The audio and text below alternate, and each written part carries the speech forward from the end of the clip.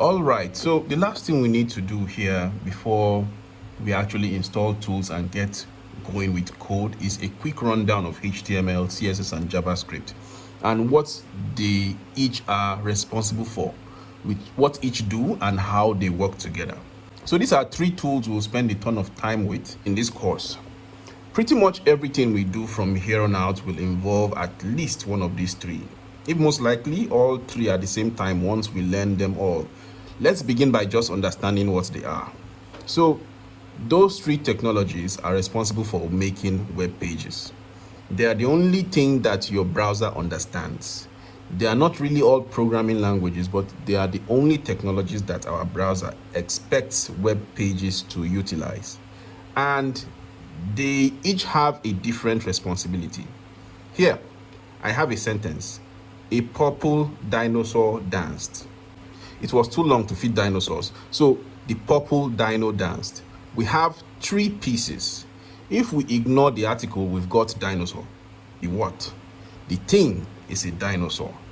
It's the nouns here, and that's what I like to imagine as the HTML. HTML on a web page describes the what, the thing on the page. Then we have purple, which is adjective, or it's an adjective. The purple dino, it describes the dinosaur. This is what CSS does. It helps us describe HTML elements. Things on the page, make this purple, make this much wider, change the font size, give it a border, give it a shadow. And then we have JavaScript. That's the verbs here. Danced. The purple dinosaur danced. It's the action, the thing that it's doing, the verbs. JavaScript is one we'll focus on in just a moment, but let's start with HTML and CSS. So here I have a web page. This is a website called CodePen. We'll learn more about it later on. But all you need to know for now is that it's a way in the browser of sharing code and of writing and tweaking code using HTML, CSS, and JavaScript. So we have three windows. These are the three technologies, and then this is the end result. So we have a calculator down here, so I can do some simple math. 98 times 6 equals 588. Okay, so if I get rid of the JavaScript and I get rid of the CSS and we just focus on the HTML, let's do that to start. So I'm just going to get rid of them here. You'll see that we have the underlying things on the page. We have buttons. They are very ugly and they don't do anything. So the formatting is very different. The action, the interaction is non-existent, but the what of the page, the nouns are all here. That is HTML, the stuff, the content. So we've got buttons, we've got some text, we've got a clear button, we've got the display right now. It just says 0. We have a reset button. Now, if I add my CSS back in, it's going to look radically different. The same content now, totally spaced differently, colored differently, different fonts, background colors. You got a gradient, so everything is centered. This is now oranges, different font sizes, so lots and lots of changes. Now we've got a grid going on, but the calculator doesn't actually work. So I can click on a button, but nothing is actually being added together. We can't do any math. I can't reset, or even it's the reset button. Nothing happens. Okay. Now, if I add in the JavaScript, this is the action, the verbs. So we have HTML, the stuff on the page, the what. It's ugly, but the content is there.